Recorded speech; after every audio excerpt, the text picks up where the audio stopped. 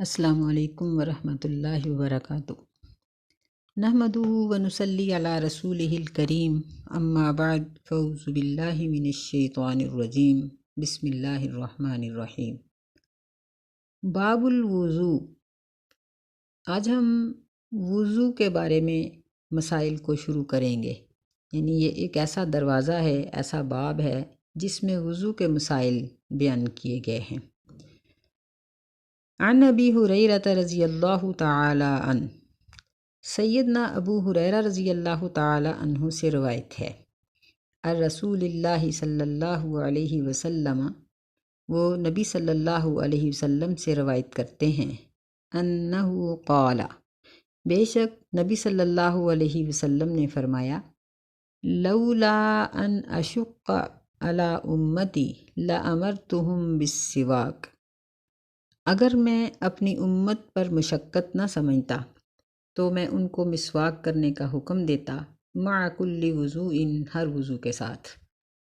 اخرجہ مالک، اس کو امام مالک نے روایت کیا ہے، واحمد والنسائی، اور امام احمد نے اور امام نسائی نے، وصححہ ابن خزیمہ، اور ابن خزیمہ نے اس حدیث کو صحیح قرار دیا ہے۔ تو یعنی یہ طہارت کا باب ہے، یہ کتاب الطہارہ ہم پڑھ رہے ہیں اور اس میں باب الوضو ہے۔ تو نبی صلی اللہ علیہ وسلم کی یہ حدیث امام صاحب اس باب کے شروع میں لائے ہیں، جس میں مسواک کا حکم ہے کہ اگر میں اپنی امت کے لیے مشقت نہ سمجھتا تو میں ان کو حکم دیتا کہ وہ ہر وضو کے ساتھ مسواک کریں۔ اس کا مطلب یہ ہے کہ وہ وضو اور وہ نماز جس کے ساتھ مسواک کی جائے، اس کا اجر اور درجہ دوسری نمازوں سے بڑھ جاتا ہے۔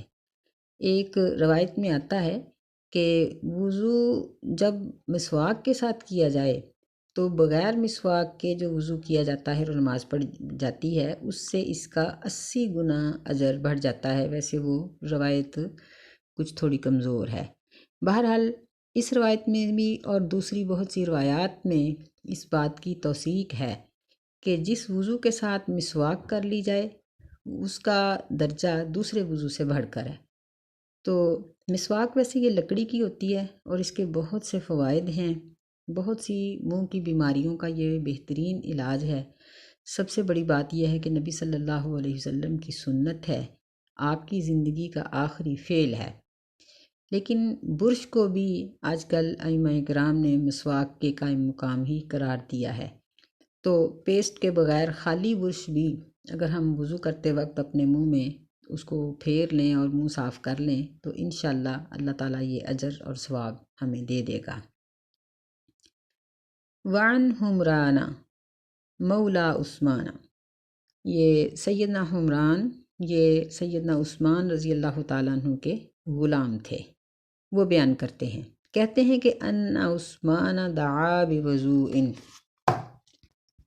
کہ سیدنا عثمان رضی اللہ تعالیٰ عنہ نے وضو کا پانی منگوایا۔ یہاں دیکھیں کہ وضو کا لفظ ہے، جبکہ باب کے شروع میں جو لفظ ہے وہ ہے واو کی پیش کے ساتھ، وضو، یہ ہے وضو۔ تو وضو اس پانی کو کہا جاتا ہے جس کے ساتھ ہاتھ، پاؤں، منہ اس طریقے سے دھوئے جاتے ہیں جس طریقے سے ہمیں نماز کے لیے دھونے کا حکم دیا گیا ہے۔ جب ہم اس کی پیش کے ساتھ پڑھیں گے نا تو ہاتھوں، پیروں کے اور منہ کے دھونے کا جو عمل ہے، جسے ہم یعنی عام لفظوں میں وضو ہی کہتے ہیں، تو وہ مراد ہے۔ اگر ہم اس کو واو کی زیر کے ساتھ پڑھیں گے نا، وضو، تو پھر اس کا مطلب یہ ہوگا کہ وہ برتن جس میں ہم پانی ڈال کر اپنے ہاتھ، منہ، پاؤں سنت کے مطابق دھوئیں گے۔ تو یہاں اس پانی کا ذکر ہے۔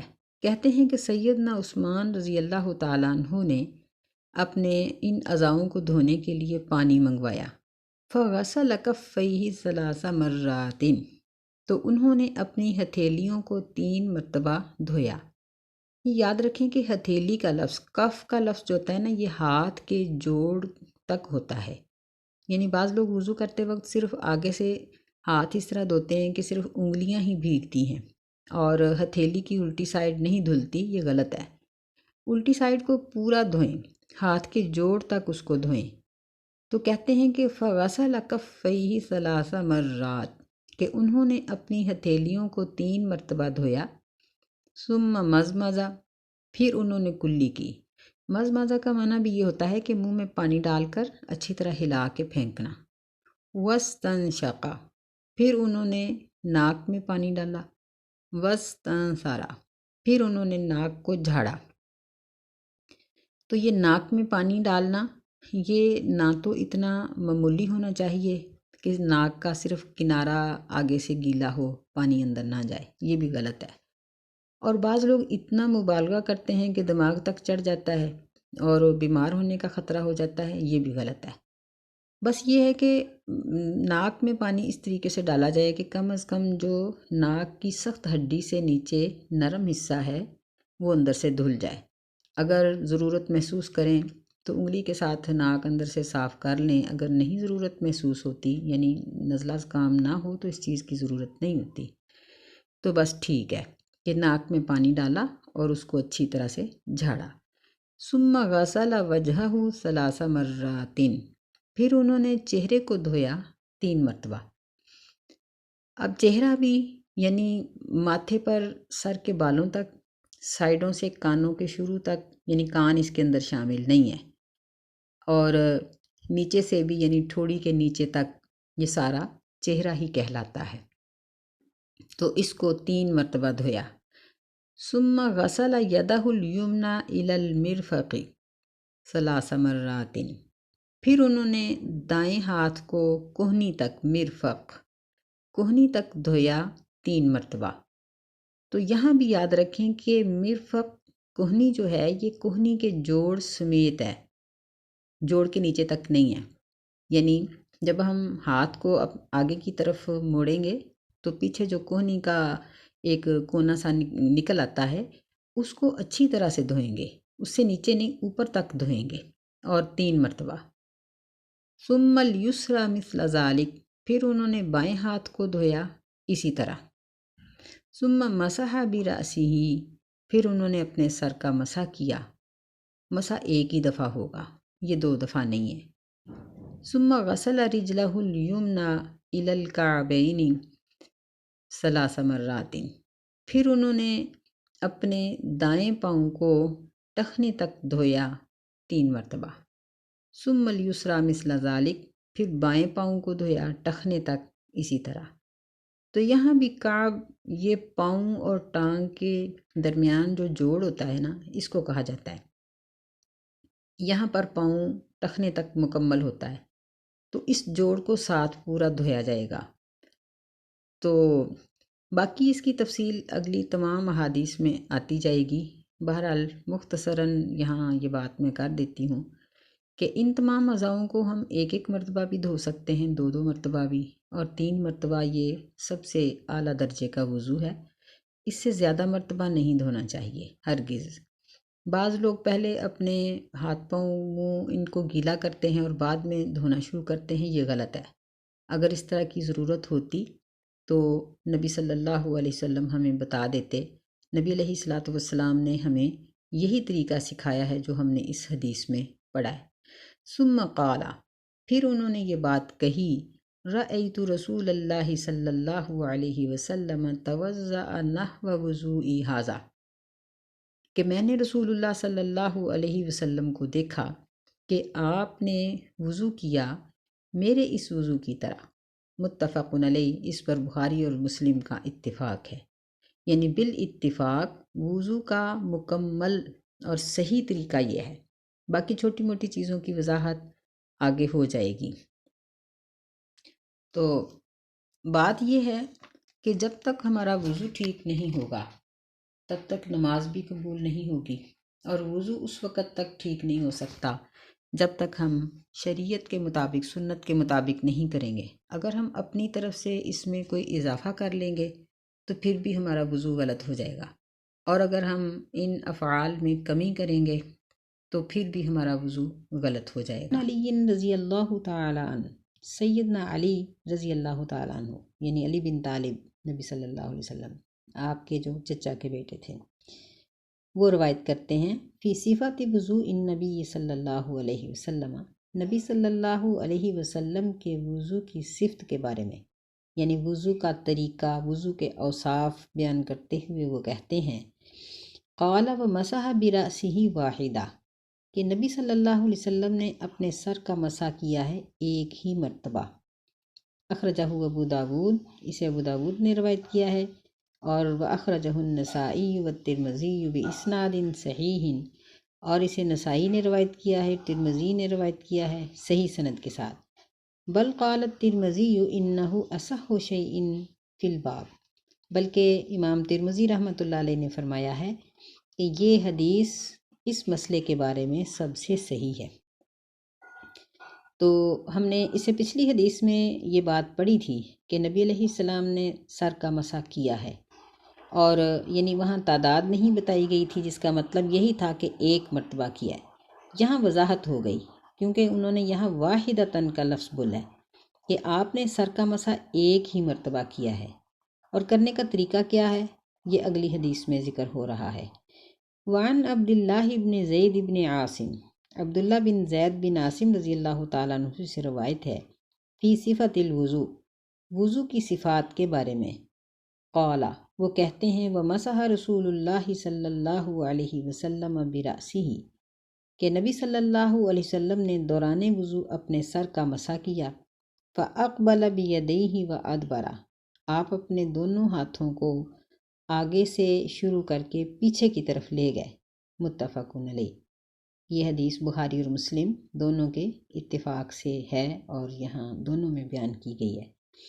وفی لفظ لہما، ان دونوں کتابوں کی دوسری سند کے الفاظ یہ ہیں بدأ بمقدم راسہ، کہ آپ نے سر کے اگلے حصے سے شروع کیا، حتی ذہب بہما الی قفاہ، یہاں تک کہ وہ اپنے ہاتھوں کو لے گئے گدی تک۔ یہ قفا کہتے ہیں سر کے اس حصے کو جو گردن کے ساتھ جڑتا ہے، یعنی وہاں تک لے کر گئے۔ ثم ردہما، پھر ان دونوں کو لوٹایا، حتی رجع الی المکان الذی بدأ منہ، یہاں تک کہ اس جگہ پر لوٹ آئے جہاں سے آپ نے شروع کیا تھا۔ یعنی اس میں پورا طریقہ بتا دیا گیا۔ یعنی طریقہ کیا ہوگا کہ ہم اپنے دونوں ہاتھوں کو گیلا کر کے، یعنی یہاں اگلی احادیث میں اس بات کی وضاحت آ جائے گی کہ جب ہم وضو میں اپنے بازوؤں کو دھوتے ہیں تو ظاہر ہاتھ تو گیلے ہی ہوتے ہیں نا، لیکن اس پانی سے نہیں، بلکہ نیا پانی اپنے ہاتھوں پہ ڈالیں گے، اور پھر اپنے دونوں ہاتھوں کو سر کی طرف اس طرح سے بڑھائیں گے کہ دونوں ہاتھوں کی انگلیاں ایک دوسرے کے آمنے سامنے ہوں گی، اور ہم اپنے ہاتھوں کو یعنی انگوٹھے کے بغیر اپنے ہاتھوں کو سر پہ پھیرتے ہوئے پیچھے کی طرف لے جائیں گے، اور پیچھے سے پھر آگے کی طرف لا کر چھوڑ دیں گے۔ اب رہ گیا کانوں کا مسح، کیونکہ کان بھی سر میں داخل ہیں اور ان کا مسح بھی ہوگا، لیکن سر کے ساتھ نہیں، ان کا علیحدہ سے ہوگا، وہ اس حدیث میں ذکر ہے۔ وعن عبداللہ بن عمرو رضی اللہ تعالی عنہ فی صفت الوضو، یہ عبداللہ بن عمر رضی اللہ تعالیٰ عنہ سے روایت ہے، وہ نبی علیہ السلام کے وضو کی صفت بیان کرتے ہوئے کہتے ہیں قال، کہتے ہیں ثم مسح براسہ، پھر آپ نے اپنے سر کا مسح کیا، وادخل اصبعیہ السباحتین، اور آپ نے داخل کی اپنی دونوں سباحہ انگلیاں، سباحتن ایک اور سباحتین دو، دونوں ہاتھوں کی سباحہ انگلیاں، فی اذنیہ اپنے دونوں کانوں میں، اور ومسح بابہامہ، اور آپ نے مسح کیا اپنے انگوٹھوں کے ساتھ، علی ظاہر اذنیہ کانوں کے ظاہری حصے کا، باہر والے حصے کا۔ اخرجہ ابو داود، اسے ابو داود نے روایت کیا ہے، والنسائی، اور نسائی نے، وصححہ ابن خزیمہ، اور اس کو ابن خزیمہ نے صحیح قرار دیا ہے۔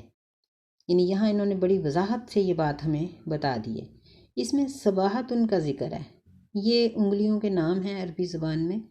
اس انگلی کا نام پہلے سبابہ ہوتا تھا، کیونکہ لوگ طعنہ دیتے وقت، گالی دیتے وقت یہی انگلی اٹھاتے تھے، لیکن مسلمان نماز میں اس انگلی کے ساتھ اشارہ کرتے ہیں، تو اس لیے نبی صلی اللہ علیہ وسلم نے اس کا نام بدل کر سباحہ، تسبیح والی انگلی رکھ دیا، یعنی انگوٹھے کے ساتھ والی انگلی، یعنی دونوں ہاتھوں کی انگوٹھے کے ساتھ والی انگلیاں ہم اپنے کانوں میں داخل کریں گے اور ان کو گھما کے کان کے اندر والے سارے حصے پر پھیریں گے، اور پھر کان کا جو پچھلا حصہ ہے اس پر ہم اپنے انگوٹھوں کے ساتھ مسا کریں گے۔ یہ کانوں کا مسا ہو جائے گا، اور یہ بھی ایک ہی دفعہ کریں گے، 2 دفعہ نہیں، یعنی اندر سے انگلیوں کے ساتھ اور باہر سے انگوٹھے کے ساتھ کریں گے۔ اور دوسری بات یہاں یہ خاص ہے کہ ہم بازوؤں کے بچے ہوئے پانی سے سر کا مسا نہیں کریں گے، بلکہ ہاتھوں کو گیلا کر کے ایک ہی مرتبہ صرف گیلا کر کے پہلے سر کا مسا کریں گے، پھر انہی انگلیوں کے ساتھ، یعنی دوبارہ نہیں گیلا کرنا، انہی انگلیوں کے ساتھ ہم کانوں کو اندر سے مسا کریں گے اور انگوٹھوں کے ساتھ باہر کا مسا کریں گے۔ تو یہ ہمارے سر کا کانوں سمیت مسا مکمل ہو گیا، جو ہم نے ایک ہی دفعہ کرنا ہے۔ نبی علیہ السلام کی سنت یہی ہے۔ آگے بات ہوتی ہے کلی کی وضاحت۔ وعن ابی ہریرہ رضی اللہ تعالیٰ عنہ، سیدنا ابو ہریرہ رضی اللہ تعالیٰ عنہ بیان کرتے ہیں، کہتے ہیں قال رسول اللہ صلی اللہ علیہ وسلم، کہ رسول اللہ صلی اللہ علیہ وسلم نے فرمایا، اذا استيقظ احدكم من منامه، جب تم میں سے کوئی اپنی نیند سے جاگے، فلیستنثر ثلاثا، تو اسے چاہیے کہ وہ اپنے ناک کو 3 مرتبہ جھاڑ لے۔ فإن الشیطان یبیت علی خیشومہ، بس بے شک شیطان رات گزارتا ہے اس کی ناک کی چوٹی پر۔ یعنی ہم لوگ جب وضو کرتے ہیں تو اس میں ہم کلی کرتے ہیں، ناک میں پانی ڈالتے ہیں، تو اس کی یہ چند وجوہات بتائیں گے کہ نبی علیہ السلام نے منہ اور ناک کو کیوں صاف کرنے کا حکم دیا۔ تو یعنی ایک تو یہ ہے کہ جب کوئی سو کر اٹھے تو اپنے ناک کو جھاڑے، کیونکہ شیطان اس پہ رات گزارتا ہے۔ تو اس کا مطلب یہ ہوا کہ ناک کو صاف کرنا یہ بہت ضروری ہے، اور یہ جو سو کے اٹھنے کی بات ہے یہ وضو کے علاوہ ہے، یہ صرف خشک حالت میں جس طرح اپنے کسی چیز کو جھاڑا جاتا ہے، اس طرح 3 مرتبہ ناک کو جھاڑ لیا جائے۔ اور اگلی حدیث میں بیان کرتے ہیں وعنہ رضی اللہ تعالیٰ عنہ، انہی سے روایت ہے کہ اذا استيقظ احدكم من نومه، جب تم میں سے کوئی اپنی نیند سے جاگے، فلا یغمس یدہ فی الاناء، تو وہ اپنے ہاتھ کو نہ ڈبوئے، نہ ڈالے کسی برتن میں، حتی یغسلھا ثلاثا، یہاں تک کہ اس کو 3 مرتبہ دھو لے، فإنہ لا یدری این باتت یدہ، بس بے شک وہ نہیں جانتا کہ اس کے ہاتھ نے کہاں رات گزاری ہے۔ متفق علیہ، یہ بخاری اور مسلم کی متفقہ حدیث ہے۔ وہذا لفظ مسلم، اور یہ الفاظ مسلم کے ہیں۔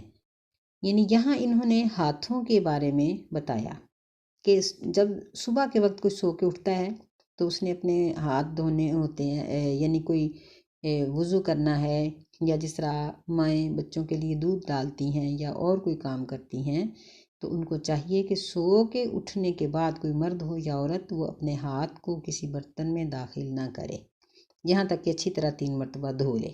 یعنی ان دونوں حدیثوں میں یہ بات واضح کرنے کی کوشش کی گئی ہے کہ ناک کو جھاڑنا اور اچھی طرح سے وضو میں صاف کرنا ضروری ہے، اور ایسے ہی ہاتھوں کو دھونا اور صاف کرنا بھی ضروری ہے۔